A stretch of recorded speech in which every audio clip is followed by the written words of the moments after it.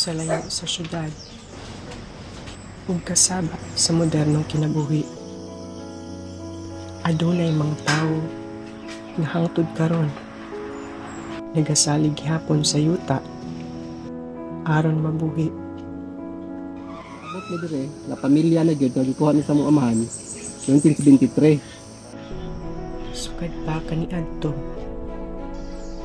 ang uma nahimong sentro sa ilang kinabuhi ug panginabuhi.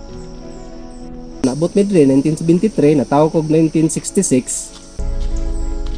60 na. Akong pangalan, Boy Ramay lang tawag sa kuha, pero ang tinood akong pangalan, short name na to, Oscar. Klase raman ni Sergay, may kakao, prutas, pinay mga gulay, mais. Sulod sa mga katuigan, ang pagpanguma nahimong adlaw-adlaw nga paningkamot aron mabuhi ang pamilya. Dili po mi mag-umawa, man po mi mga nahuman nga kuan sa pag-eskwela. Dili gyud may pauli sa uma kay kini nga yuta nga mong gitikad. Kuan man po ni, kabilin po ni sa among ginikanan. Dili po na mo pwede biyaan kay naa gyud mi nang inabuhi diri. Kada adlaw, kinahanglan niyang itimanon ang mga tanong kay maora usab kini ang ilang gisaligan.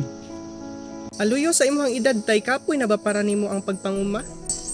Ako na alang gyud laing nga panginuhaan nga kining ayuda sa gobyerno nga kada bulan na ay moabot nato nga bahalag di na ta manarbaho kapoy na gud pwede na gud ta ipahulay kay diferensya na gid ang ato ang lihok sa inani na nga natay pangidaron ug sa una i-compare nato nga maka kuan pagid ta maka panikay-sikay pagid ta sa to ang gusto nato nga buhaton karon kapoy na gid ta pero kung matilain nga panginabuhian maura man gid ni kung mohunong ta unong tagpananom mao na nga wa pud tay ma-income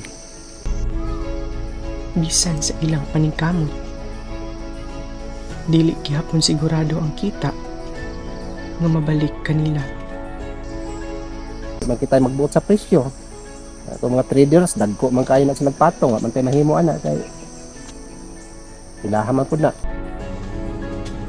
Luyo sa kakapoy ug kakulang sa suporta. Padayon ang iyang pagpanarbaho ug pag-ugmad. Dapat ang gobyerno gyud priority gyud ang taang kuan ayuda sa mag-uman. Seedlings, fertilizer, mga insecticide kay mao man ay kinahanglanon sa mag-uma. Tilain nga panginabuhian ara man gid sa uma. Ano nga hantod karon, mientras tantong makaya pa. Dani na lang gid siguro, pabili na lang gyud ko aning akong mga pag-atiman sa akong mga uma, tanom og mga mais. Ay na lang po. Alang kang Tatay Boy, ang pagpanguma dili dalan padulong sa kadato.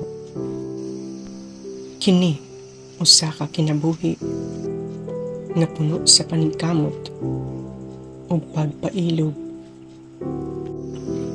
ug bisan sa kakapoy. Padayon gihapon si Tatay tungod kay alang sa usa ka mag-uuma. Ang uma dili lang trabaho, kini mao ang kinabuhi.